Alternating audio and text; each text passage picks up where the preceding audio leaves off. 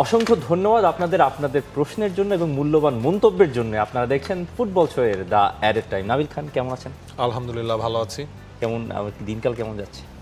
দিনকাল বেশ ভালোই যাচ্ছে এবং আপনার দিনকাল আমার থেকেও ভালো যাচ্ছে। সেইটা হচ্ছে কি আমার বিশ্বাস। অনেকে আপনার কাছে মিষ্টি খেতে চেয়েছেন, অনেকে আবার নাকি মিষ্টি বিলানো শুরু করে দিয়েছেন, কারণ এটা যখন আমরা শুট করছি তার কিছুক্ষণ আগে হাভিয়ার কাবরেরার একটা লম্বা ইমোশনাল মেসেজ আসলে তিনি দিয়েছেন লিঙ্কডইনে। তারপর থেকে অনেকে নিশ্চিত হয়ে গেছেন, যদিও আসলে হাভিয়ার কাবরেরা এইবারের কোচের পদের জন্য আবেদনই করেন নাই যখন আবেদনের প্রসেসটা শুরু হয়েছিল, বাট তারপরও মানে অনেকের মতে হচ্ছে গিয়ে শেষ তো হলো। আচ্ছা, তিনি তো রিয়াল মাদ্রিদের মানে তিনি তো মাদ্রিদের মানুষ, মাদ্রিদের। আচ্ছা, আপনি আবার বলে দিলেন কিনা তিনি কি আবার রিয়াল মাদ্রিদের কোনো কিছুর সাথে যুক্ত হচ্ছেন? তার তো বসবাস মাদ্রিদে, তিনি তো মাদ্রিদ ফিরে যাবেন। রিয়াল মাদ্রিদের একটা কোচিং সিচুয়েশন নিয়ে তো একটা কথাবার্তা চলছে। আমি এটাতেই অবাক হয়েছিলাম, আপনি আসলে কোথা থেকে যে কি মিলাচ্ছেন ভাই। শিয়া বাটার ও ভিটামিনে সমৃদ্ধ লিলি বিউটি সোপ, তারুণ্যময় উজ্জ্বল ত্বকের জন্য। আচ্ছা, বাংলাদেশ প্রসঙ্গে দিয়ে আজকে শুরু করি। আয়মান আহমেদ নিশাত, বাংলাদেশের কোচ আগামী 3 দিনের ভেতর নিয়োগ দেবে। কে বাংলাদেশের কোচ হবে বলে মনে করেন? শুধু কি একা কোচ নিয়োগ দিলেই হবে নাকি পুরো কোচিং প্যানেল নিয়োগ দিতে হবে? আচ্ছা, এই জায়গায় হচ্ছে কি আপনার প্রথমে যাকে বেছে নেওয়া হবে বা ফাইনালি ডিলটা যার সাথে লক হবে ওই কোচের কোনো প্রেফারেন্স আছে কিনা, দ্যাট মিনস উনার রিকোয়ারমেন্টটা কি থাকে। অনেক কোচকেই আপনার হচ্ছে আমরা যেটা দেখি যে তিনি একজন নিজস্ব অ্যাসিস্ট্যান্ট কোচ নিয়ে আসতে চান বিদেশি, অনেকে গোলকিপার কোচেরও একটা প্রেফারেন্স থাকে। তো ওই জিনিসটার জন্য তখন হচ্ছে কি আপনার বাকি রিকোয়ারমেন্টটা ওইটার ওপর ডিপেন্ড করবে। গোলকিপার কোচেরও কিন্তু একটা তালিকা করা হয়েছে, শর্ট লিস্ট করা হয়েছে। ওইটা থেকে কি কাউকে নেওয়া হবে নাকি হেড কোচের যদি আসলে খুব নিজস্ব একটা সেট আপ নিয়ে তিনি আসেন, সেগুলো যদি রিকোয়ারমেন্টের মধ্যে মিলে, টাকা পয়সার মধ্যে মিলে, তখন ওই জিনিসটা নেগোসিয়েশনটা হবে। আর প্রথম যেটা বলছেন যে কে হবে বলে মনে হয়, এরকম আসলে আজকে বাংলাদেশের কোচ নিয়ে অনেকগুলো প্রশ্ন আমরা পেয়েছি। আর্সেনাল নিয়ে যেমন রয়েছে তেমন ওই বাংলাদেশের কোচ নিয়েও প্রশ্ন রয়েছে। সেইটা হচ্ছে যে জিয়া 5492 তার এই প্রশ্নটা অ্যাড করে দেই। ভাই, সৌদি থেকে দেখি অনেকদিন ধরে প্রশ্ন করি নেন না, বাংলাদেশের কোচ নিয়ে যে নাটকীয়তা চলছে, শেষমেশ ইন্ডিয়ার সাবেক কোচই কি হবে নাকি বাংলাদেশের কোচ? না, ইগর স্টিমাচ বাংলাদেশের কোচ হচ্ছেন না। তিনি হচ্ছে শর্ট লিস্টেও ছিলেন। ইনফ্যাক্ট 22 জনের থেকেও যে লিস্টটাকে শর্ট করা হয়েছিল, 22 না, ইনফ্যাক্ট ওই লিস্টটা হচ্ছে 25 জনের মতো লিস্টের থেকেও, ওইটা থেকে পরে যখন করা হলো ওইটাতেও তিনি ছিলেন। কিন্তু 10 জন না, সেই লিস্টটা একটু বড় আর কি ছিল আলটিমেটলি, মানে মাঝখানে আরেকটা কিন্তু স্টেপ হয়ে গেছে, ওইটা হয়তো মিডিয়াতে আসেনি। তো ওই লিস্টটাতে ইগর স্টিমাচ ছিলেন, কিন্তু ইগর স্টিমাচের সাথে লাস্টে টাকা পয়সা নিয়ে ওইটাতেও বনিবনাটা আসলে শেষ পর্যন্ত হয় নাই। দ্যাট মিনস এমন না যে ইগর স্টিমাচকে কোচ করার জন্য, মানে ওই 15 জনের লিস্ট বা 20 জনের লিস্ট যেটাই হোক, ওই লিস্টটা সবার কাছ থেকে আর কি তাদের ডিমান্ডগুলো জানতে চাওয়া হয়েছিল, তখন ওইটা মেলে নাই এবং ইগর স্টিমাচ খুব মানে এই ডিলটা হচ্ছে না, এটা মোটামুটি বলে দেয়া যায় ইগর স্টিমাচের ক্ষেত্রে। এখন পর্যন্ত যেটা মনে হচ্ছে রোজারিও মিকেল খুব ভালোভাবেই সেই কন্টেস্টে আছেন। বাংলাদেশের কোচ হওয়ার জন্য বার্নার্ড স্টকও খুব ভালোভাবে সেই লিস্টে আছেন। কোলম্যানের বিষয়টা নিয়েও আলাপ আলোচনা করছে ফুটবল ফেডারেশন, এবং বাকি তো শর্ট লিস্টের বাকি নামগুলো তো আছে, এবং বাকি নামগুলোর মধ্যে অনেকেই এই কন্টিনেন্টে বা সাবকন্টিনেন্টে কাজ করেছেন, ওই ধরনের প্রোফাইল দিয়ে আলটিমেটলি আপনার ওই শর্ট লিস্টটা করা হয়েছে। সুতরাং বলাই যায় বড় একটা নামেই যুক্ত হতে যাচ্ছে বাংলাদেশের নেক্সট কোচ হিসেবে। বড় নাম হয়তো আপনি যদি ওই 3 জনকে সরিয়েও রাখেন বাই এনি চান্স, যদি টাকা পয়সার হিসেব নিকেশের সাথে না মিলে, তারপরও এমন কোনো একটা নামই আসছে যেটা বাংলাদেশের ফুটবল ইতিহাসের কোচিং হিস্ট্রিতেই হয়তো বা বেশ ভালো একটা প্রোফাইল বাংলাদেশ পেতে যাচ্ছে সাকসেসের দিক থেকে। যদি আপনি চিন্তা করেন, টম সেনফিল্ড যখন বাংলাদেশে ছিলেন, এরপর কিন্তু তিনি যে সাকসেসটা পেয়েছেন, পরে তার হচ্ছে মেইন ফ্লারিশটা হয়েছিল। সুতরাং ওই হিসেব করলে এটা ওয়ান অফ দ্য বড় নামই হতে যাচ্ছে বাংলাদেশের ফুটবলে। আর কোচিং প্যানেল নিয়োগ দেওয়া, আসলে পুরো কোচিং প্যানেলটাই যদি নিয়োগ দেওয়া যায়, মানে তার মেইন যাকেই কোচ হিসেবে আনা হোক, তাকে যদি নিজের মতো করে দক্ষ লোকদের তিনি না আনতে পারেন, তাহলে আসলে খুব বেশি উপকার হবে বলে আমার মনে হয় না। কিন্তু সেটা একটা বাজেটের বিষয় টিষয় থাকে।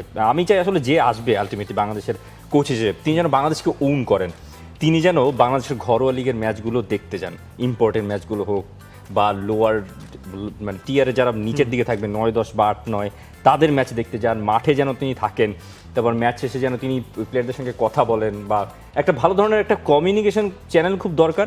আর তিনি যেন বাংলাদেশের এই প্লেয়ারদেরকে, ঘরোয়া লিগকে যাই হোক যেমনই আসেন, সেটাকে যেন ওন করেন। এই তো এই আমাদের চাওয়া পাওয়া। এ আর রহমান, হ্যাঁ, তিনি বলছেন শরীফুল হক আমাদের একটা ট্রিট দিতে পারেন, কারণ একমাত্র শরীফুল হকই বলেছিলেন সেরিয়া জিতবে ইন্টার মিলান।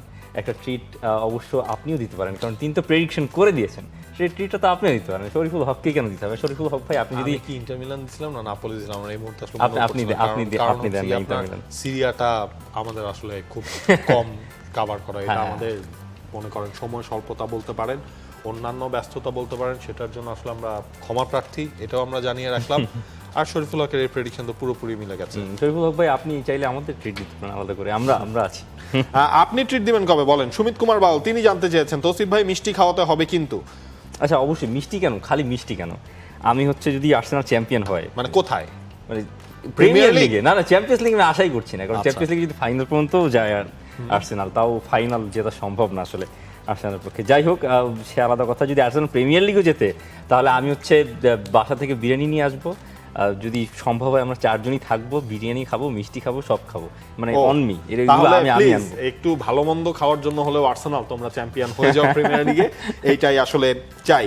সিটিজেন টক্স তার প্রশ্ন, সিটি টাইটেল রেসে কিছুটা পিছিয়ে গেল, অন্যদিকে আর্সেনালেরও তো পয়েন্ট ড্রপ করার সুযোগ আছে। একদিকে ওয়েস্ট হ্যাম, আরেকদিকে পৃথিবীতে পুনরায় ফিরে আসা মাইকেল জ্যাকসনের বার্নলি। তো ডোকুর শেষ সেকেন্ডের গোলটা কি শেষ পর্যন্ত গিয়ে টাইটেল ডিসাইডার হয়ে যেতে পারে বলে মনে করছেন? আপনার মনে আছে যে 3-4 বছর আগেই ওর্টেগার একটা সেফ ছিল, যেটা স্টেফান দিন ওর্টেগা। শেষে মনে হলো যে ম্যানচেস্টার সিটি ওই সেফটা ওর্টেগা যদি না করতেন, তাহলে সিটি সেইবার প্রিমিয়ার লিগ জিততে পারতো না। গতকালকে ওই ডোকুর গোলটার পরেও কিন্তু এই জিনিসটা আলোচনায় এসেছে, কিন্তু সেইটা করতে হলে তো আপনার আর্সেনালের পয়েন্ট ড্রপ করতে হবে। এক্স্যাক্টলি, মানে কি মোমেন্ট আসলে ডোকুর গোলটা, এমন একটা সময় মানে যেখানে ম্যানচেস্টার সিটির কাছ থেকে পয়েন্টটা খুইয়েই যাচ্ছে, মানে পড়েই যাচ্ছে পয়েন্টটা মাটিতে, কিন্তু ডোকুর ওই গোল। আর আরও একজন প্রশ্ন করেছে মাহবুবুর রহমান শাহেদ, ওয়েস্ট হ্যামের বিপক্ষে ম্যাচটাই কি আর্সেনালের জন্য সবচেয়ে বড় বাধা হবে কি না? কারণ ওয়েস্ট হ্যাম রেলিগেশন বাঁচাতে নিজেদের সর্বোচ্চটুকু দিয়েই জিততে চাইবে, এটা একটা বড় ধরনের সমস্যা ওয়েস্ট হ্যামের যে চ্যালেঞ্জটা আর্সেনালের। ধরেন সব দলের তো একটা মিশন থাকে, এখন যখন আপনার মিশন হচ্ছে আমি খাদে পড়বো না, বা আমার একেবারে পিঠটা দেয়ালে ঠেকে গেছে, যে কোনো মুহূর্তে আমি মারা যেতে পারি বা রেলিগেশন পর্যায়ে আমি চলে যেতে পারি, তখন ওই দলগুলোর ভেতরে, ওই দলগুলোর ডাগ আউটে বা প্লেয়ারদের ভেতরে একটা অন্য রকমের স্পৃহা কাজ করে, অন্য রকমের মোটিভেশন কাজ করে, আর কোচরাও সেই ডেলিভারিটা দেন ওই প্লেয়ারদেরকে। এখন ওয়েস্ট হ্যামের কিন্তু ওই ধরনের ফায়ার পাওয়ার আছে। জ্যারেড বোয়েন কত বছর ধরে প্রিমিয়ার লিগে খেলছেন, যে কোনো মুহূর্তে তিনি আর্সেনালকে ভোগাতে পারেন। আর আর্সেনাল ওই গেমটায় যাবে যখন ওয়েস্ট হ্যামের মাঠে, তখন ওয়েস্ট হ্যামের ঘরের সমর্থকরা হয়তো ওয়েস্ট হ্যামের বিপক্ষে দুধ্বনি দেবে, কিন্তু তারা জানে যে এই ম্যাচটা যদি তারা জিততে পারে কী ধরনের বুস্ট তারা পাবে রেলিগেশন ব্যাটেলে। তো ওয়েস্ট হ্যামের সঙ্গে এই ম্যাচটা ভেরি ট্রিকি। মানে আর্সেনালকে এখন যারা আসলে মিষ্টি খাওয়া নেওয়া এইসব কথাবার্তা বলতেছেন, আসলে আর্সেনালের জন্য প্রিমিয়ার লিগটা এখনও আসলে অত সহজ না। ওয়েস্ট হ্যামের সঙ্গে ওয়েস্ট হ্যামের মাঠে গিয়ে জেতা it's going to B tough, কারণ প্রিমিয়ার লিগে এরকম আরও অহরহ ঘটনা দেখেছি যে রেলিগেশন ব্যাটেলে থাকা টিম যে কোনো একটা মরণ কামড় বসিয়ে দিয়েছে যে কোনো টপ সিডের টিমগুলোর বিপক্ষে। কারণ এইসব ধরনের সিচুয়েশন হয়, খুব অহরহ হয়। এই ধরনের সিচুয়েশনে ধরেন অ্যাস্টন ভিলার সঙ্গে যখন শেষ ম্যাচটা খেলবে ম্যান সিটি ঘরের মাঠে, তার থেকে বরং ওয়েস্ট হ্যামের সঙ্গে এই ম্যাচটা আরও কঠিন হবে, আমি বলে দিলাম। এবং ওয়েস্ট হ্যাম, নটিংহ্যাম, তারপর হচ্ছে আপনার টটেনহ্যাম, 3 হামেই তো আসলে নিজেদেরকে রেলিগেশন সেভ করার জন্য লাস্টে একদম মরণ কামড় কিন্তু দিচ্ছে। আপনি নটিংহ্যামের কথা নটিংহ্যাম চিন্তা নাই, করেন, রেলিগেশন ব্যাটেল নাই, মানে নটিংহ্যাম অনেক উপরে উঠে গেছে, অনেক উপরে। তারপর হচ্ছে আপনার টটেনহ্যাম ব্যাক টু ব্যাক 2টা ম্যাচ তারা আলটিমেটলি জিতলো। ওয়েস্ট হ্যাম তারাও কিন্তু ইদানিংকালে ওই সেন্সটা তাদের হয়েছে, আমরা তো ছিটকেও যেতে পারি। তো ওই হিসাব করলে আর্সেনালের জন্য ট্রিকি হবে। বাট ধরেন আর্সেনাল এমিরেটস এই ম্যাচটা জিতে গেল, চ্যাম্পিয়ন্স লিগের ম্যাচটা জিতে গেল, আরো একটা পার্ট তারা করে ফেললো, তখন আমার মনে হচ্ছে আর্সেনালের এই ফুলহাম ম্যাচ থেকে আর্সেনাল বুঝতে পারছে তারা আসলে কতটা কাছে। এখন এই জায়গায় বড় ধরনের ধরেন কতটা কাছের জায়গায় থাকলে আপনার 2 ধরনের মেন্টালিটি কাজ করতে পারে।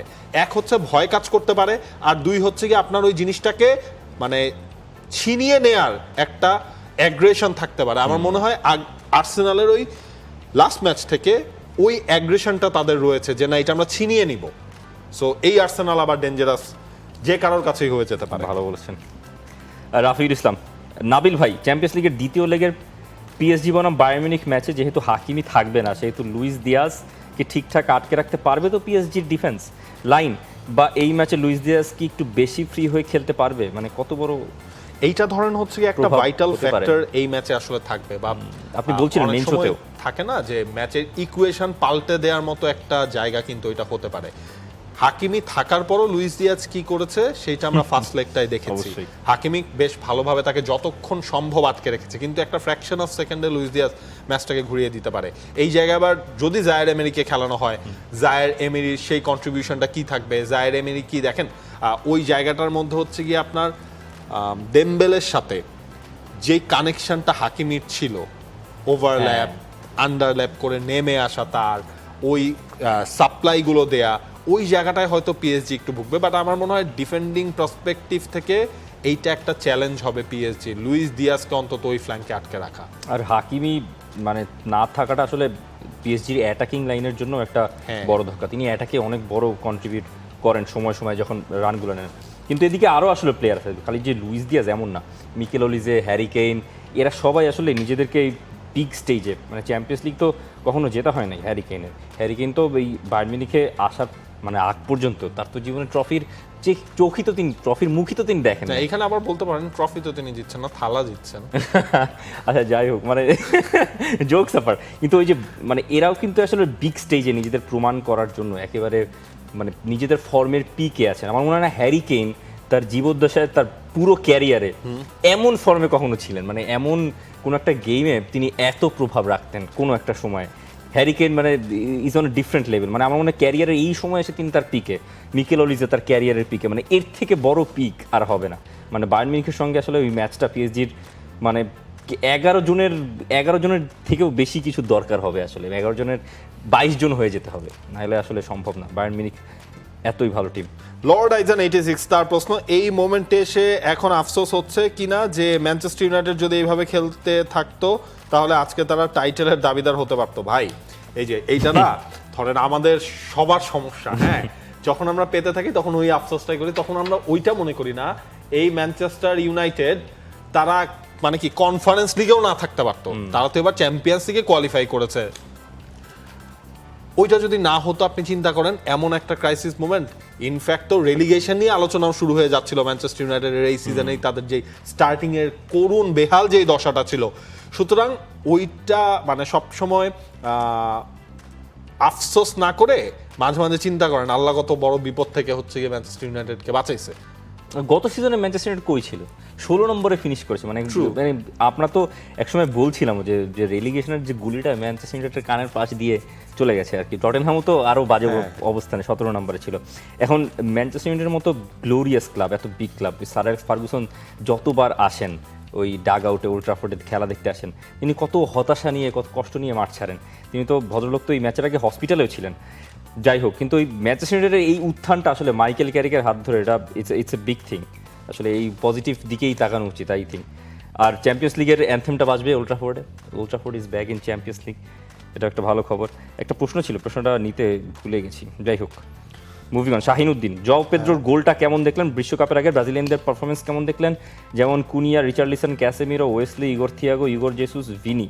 ইগর থিয়াগো একটা গোল পেয়েছেন এই গেম উইকে। জাও পেদ্রোর গোলটা আসলে খুব দারুণ হয়েছে, স্পেকট্যাকুলার বাইসাইকেল গোল, কিন্তু আসলে এই গোল দিয়ে তো লাভ হইল না। চ্যাম্পিয়ন্স লিগে তো খেলা হচ্ছে না, চ্যাম্পিয়ন্স লিগে তো কোনো ধরনের ইউরোপিয়ান কম্পিটিশনেই মনে হয় চেলসির আর খেলা হবে না, যদিও একটা ইকুয়েশন আছে এখন। যদি আপনার অ্যাস্টন ভিলা দেখেন ইকুয়েশন কোন দিকে আছে, অ্যাস্টন ভিলা যদি ইউরোপা লিগ চ্যাম্পিয়ন হয়ে যায় তখন হচ্ছে 6 নাম্বার দল না, অ্যাস্টন ভিলার ক্ষেত্রে জিনিসটা আসলে বেশি হবে। হ্যাঁ, তাহলে 6 নাম্বার দলটা আবার হচ্ছে সুযোগ পাবে, কারণ 5-এর হিসাব করলে চেলসি নাই। আগামী 3 ম্যাচে ওরা 9 পয়েন্ট পাইলেও অ্যাস্টন ভিলার থেকে, অ্যাস্টন ভিলা এখন 5 নম্বরে রয়েছে, অ্যাস্টন ভিলার থেকে 1 পয়েন্ট তাদের কম থাকবে, ওই হিসাব করে না। আর জাও পেড্রোর গোলটা মানে টপ, কুকুরেয়া যেভাবে জাস্ট সাপ্লাইটা দিলেন, নামিয়ে দিলেন, রিসিভ করলেন, বাইসাইকেল কিক করলেন। ব্রাজিল, আমরা তো সবসময় বলি ব্রাজিলের অ্যাটাকিং লাইন যে যাই বলুক এই ওয়ার্ল্ড কাপে এখনো হচ্ছে গিয়ে টপের কাতারে আপনার ব্রাজিলের অ্যাটাকিং লাইন আপকে রাখতে হবে। আপনি যতই ফ্রান্স নিয়ে কথা বলেন, আপনি আর্জেন্টিনা নিয়ে যত কথা বলেন, ততটা হচ্ছে ব্রাজিলকে নিয়েও আসলে এক কাতারে ফেলে তাদেরকে নিয়ে কথাটা বলতে হবে। মানে প্লেয়ারের অভাব নাই, মিস হচ্ছে, রড্রিগো মিস, এস্তেভাও মিস, তারপরও মানে ওই জায়গায় এখনো হচ্ছে আপনার ব্রাজিলের প্লেয়াররা টপ করছে। না, অনেক অপশন আসলে। ভিনিসিয়াসও তো দারুণ ফর্মে। রুবায়েত ইসলাম নিলয় 75 তার প্রশ্ন, আর্সেনাল ও আতলেটিকো মাদ্রিদের এই ম্যাচে দুই দলের ট্রাম্প কার্ড কে হতে পারে? আর্সেনালের ট্রাম্প কার্ড আমার মনে হচ্ছে যে আপনার Bukayo Saka. Bukayo Saka spot on. আপনি কি সহমত? না, আমি ভিক্টর ইয়োকেরেশকে রাখছি। ওকে, আপনার একটা ইয়োকেরেশ প্রীতি আছে কেন আমি বুঝলাম না। আর আপনি না, আর্সেনালের এই একটা এরকম একটা নাম্বার 9 খুব প্রয়োজন ছিল। দেখতেই পারেন না। আর আতলেটিকো মাদ্রিদের ট্রাম্প কার্ড আলভারেজ। এটা আমার কাছে মনে হয় আলভারেজ ট্রাম্প কার্ড। আলভারেজ ওই টিমের best player on the pitch right. এবং এই সিজন যেভাবে তিনি গোল পাচ্ছেন, 10টা চ্যাম্পিয়ন্স লিগ গোল, মানে আপনি চিন্তা করেন এই আতলেটিকো মাদ্রিদে কতগুলো প্লেয়ার খেলেছেন, Diego Forlan, Luis Suarez, David Villa, মানে কত প্লেয়ার, কত শত স্ট্রাইকার, এত শত স্ট্রাইকার কেউ চ্যাম্পিয়ন্স লিগে 10টা গোল দেয় নাই সিন্স হুলিয়ান আলভারেজ। মানে it's a big record, it's a big thing. আসলে এটার গুরুত্ব অনেক, মাহাত্ম্য অনেক। মোহাম্মদ রায়হান আহমেদ তার প্রশ্ন, ভাই এমবাপ্পে খেললে রিয়াল হারে, এমবাপ্পে ছাড়া রিয়াল জেতে, প্লাস ভালো খেলে। মানে একটা মন্তব্য, যেমন বললাম যে এটা মূল্যবান মন্তব্য, একটা মূল্যবান মন্তব্য তিনি ভাই, করেছেন। আমরা হচ্ছে কেসটা এই যে- কি ভাই, মানে সমস্যাটা কি আসলে? এই হাইপোথিসিসটা অনেক সময় সাথে আলোচনা করেছি এবং দেখা না, যায় কি এখন এটা তো- সত্যি হয়। এখন মনে হচ্ছে যে আসলে কিছু মানে একটা, মানে এটা সত্যি হয়ে যায়। আপনার দেখা যায় এমবাপ্পে না থাকলে আসলেই রিয়াল মাদ্রিদ জিততে থাকে, এমবাপ্পে থাকলে আসলেই রিয়াল মাদ্রিদ হারতে থাকে। বাট দিন শেষে এমবাপ্পে তো এই সিজনেও রিয়াল মাদ্রিদের টপ স্কোরার। যতগুলা গোল করেছেন রিয়াল মাদ্রিদ, যে আপনার 41টা গোল, মানে ধাপে ছিল, এটার পেছনেও তো এমবাপ্পের একটা বড় অবদান রয়েছে। এখন আমি আসলে দেখতে চাই নতুন কোচ আসার পরেও যদি এই কথোপকথনগুলো যদি ডালপালা মেলতে থাকে, তাহলে হয়তো বোঝা যাবে যে বাঘসিংহকে আপনি এক বনে আপনি রাখতে পারবেন না। আর যদি সেটাকে ম্যানেজ করা যায়, এবং আমি তো আগে থেকে বলছিলাম রিয়াল মাদ্রিদের ওই রকম একটা ম্যানেজার দরকার যে হচ্ছে গিয়ে এই জিনিসগুলোকে একদম পুরো ধামাচাপা দিয়ে দিতে পারবে। আচ্ছা, একটা সোশ্যাল মিডিয়া আপনি ছবি একটা দেখছেন কিনা জানি না, একটা মিম যে একটা জেনারেল, আর্মি জেনারেলের মতো পোশাক পরা, হিটলারের মতো পোশাক পরা, এমবাপ্পে ক্যাপ ট্যাপ পরা, ঠিক আছে, মানে না, ওটা তিনি যা চান দলের মধ্যে তাই হয়, এরকম কোন একটা ইনসিনুয়েশন আপনি দেখেন কিনা জানি না। এটা দেখা হয়নি আমার। রিয়াজুল আলম 1065 তার প্রশ্ন, হামজা চৌধুরী আজ দেশে আসলেন শুধুই কি কমার্শিয়ালের কারণে? এই সুযোগে যদি হামজার সাথে কথা বলে কোচ কি নেওয়া যায় না? এইটা কমপ্লিটলি হচ্ছে কি আপনার কমার্শিয়াল ট্যুর। যেহেতু সামনে ওয়ার্ল্ড কাপ রয়েছে, ওয়ার্ল্ড কাপের নানান ধরনের কমার্শিয়াল এন্ডোর্সমেন্ট হামজা চৌধুরী রয়েছে, কারণ হামজা চৌধুরী এখন বিজ্ঞাপনের মার্কেটে সবচেয়ে বড় তারকা। তো ওই জায়গায় প্রত্যেকটা বড় বড় কোম্পানিগুলোই চাচ্ছে হামজা চৌধুরীর অ্যাভেলেবিলিটিটাই ওয়ার্ল্ড কাপের সাথে কমার্শিয়ালের পার্সপেক্টিভে সেটা এনশিওর করা। আর ফুটবল ফেডারেশন থেকে যদি, আমার মনে হয় ফুটবল ফেডারেশনের সাথে, বা এটা আমার পার্সোনাল অবজারভেশন, তিনি চলে যাবেন 9 তারিখ। তার আগে আপনার হয়তো আমরা দেখতেও পারি যে প্রেসিডেন্টের সাথে তিনি বসেছেন, বা সেইটা কখনো আর কি ঘটা করে হয়তো ঘোষণা দিয়ে করা হবে না, বা এই টাইমটার মধ্যে যেহেতু হামজা চৌধুরীও দেশে এসেছেন, হামজা চৌধুরীর সাথে যদি কথা বলেও নেওয়া যায়, বা তাকে যদি জানানো হয় হামজা দেখো আমরা এরকম এরকম এরকম এরকম প্রোফাইল পেয়েছি, তোমার কাছে কি মনে হয়? এই প্রসেসে আমরা যাচ্ছি, মানে এই প্রসেসটাই আমরা যাচ্ছি, বা তোমার পার্সোনাল অবজারভেশন কি, তোমার কোনো সাজেশনস আছে কিনা, বা তুমি তো এখন বাংলাদেশ দলে এখন আর এমন না যে তোমার মানিয়ে নিতে সমস্যা হচ্ছে, তুমি এখন এই দলের কোর পার্ট তুমি। সো তোমার কাছে কি ধারণা হয়? হোক না মেসি যদি আর্জেন্টিনার সব হতে পারে, হামজা বাংলাদেশের সব হোক না, সমস্যা কি? আসলে। আর হামজা এসছেন একটা খুব ভালো সময়, দেখা যাক কি হয় না হয়। বৃষ্টিও হচ্ছে, তিনি খিচুড়িও খেতে পারবেন, যদিও তিনি আসলে ঝাল খুব একটা পছন্দ আচ্ছা, আমার করেন কাছে না। শেষ প্রশ্ন, শাহিনুল ইসলাম সাইম, অ্যাডাম আব্বাস ও ট্রেভারের সংযোজন দলের আক্রমণ ভাগটা কত শক্তিশালী করবে? আসলে এইসব প্রশ্নের উত্তর তো অনেক দেয়া হয়ে গেছে ইতিমধ্যে। অ্যাডাম আব্বাস, ট্রেভার ইসলাম, আমার আসলে এরকম পার্সোনালি এরকম খেলা দেখা হয় না, এদের খুব একটা খেলা দেখার সুযোগও হয় নাই, তো বিচার বিশ্লেষণ এখনই না করি। কিন্তু ট্রেভার ইসলাম নিয়ে অনেক আশা আমার আছে। He is a brilliant guy, right? এই জায়গাটা না, ধরেন আমাদের তো গোল না করার একটা, গোল করতে না পারার একটা বড় ধরনের রোগ আছে, তো ওইটাতে ভালো একটা ইনক্লুশন হবে এই দুইজন যখন হচ্ছে আমাদের টিমের সাথে তারা ইন্টিগ্রেটেড পার্ট হয়ে যাবেন। তবে তার আগে অ্যাডাম আব্বাসকে এইচ লেভেল টিমে খেলানোর একটা Include কথা করা হবে। চলছে, যেহেতু আপনার অ্যাডাম আব্বাসের বয়সটা একটু কম। ট্রেভর ইসলামকে হয়তো বা আপনার ডিরেক্টলি টিমে করা হবে, কারণ ট্রেভরের তো একটু সময় আসলে লাগবে, ততক্ষণে নতুন কোচও এসে পড়বেন, নতুন কোচের ফিলসফির সাথে এই দুইজন আমার মনে হয় বেশ ভালোভাবেই যাবেন। কারণ এই ধরনের কোচরা না এই ধরনের প্রোফাইল আসলে চায়, যেই ধরনের প্রোফাইল ধরেন আপনার যে কোনো টাইমে যে কোনো কিছু আসলে ক্লিক করে দিতে পারে, বা গোল করে ম্যাচটার মোড় ঘুরিয়ে দিতে পারে। বাংলাদেশের মিডফিল্ড এখন আল্লাহর রহমতে যথেষ্ট স্ট্রং, অ্যাটাকিং থার্ডে লোকাল ফুটবলাররাও যদি একটু পলিশড হন, প্লাস হচ্ছে বাইরের লিগে খেলা এই ধরনের বাংলাদেশি ফুটবলাররা তাদের সংযোজনে এটা বেটার একটা কিছুই হবে। শেষ প্রশ্ন আমার কাছে, এমআর ফুটবলার 10, তার প্রশ্ন, ফাইনালি তৌসিফ ভাই can say Arsenal are going to win the premier league, can he? না, নট ইয়েট। তার মানে একেবারে অতি আবেগে এখনই আসলে confirm হোক এসে তারপর। যাচ্ছেন না তৌসিফ। মানে এমন অনেক সিচুয়েশন হয়েছে, তারপর মনে হয়েছে যে একটু বেশি বলা বলি কইরা ব্যাপারটারে কার্স করে ফেলছি। কার্স করার পরে আর্সেনাল প্রিমিয়ার লিগ তো ভালো কিছুই যেতে নাই, দেখা যাক কি হয় না হয়। Thank you. Thank you. For more updates, subscribe to our YouTube channel and click on the bell icon. Follow us on Facebook and Instagram. Download T-Sports app to enjoy exciting games and highlights. Visit tsports.com.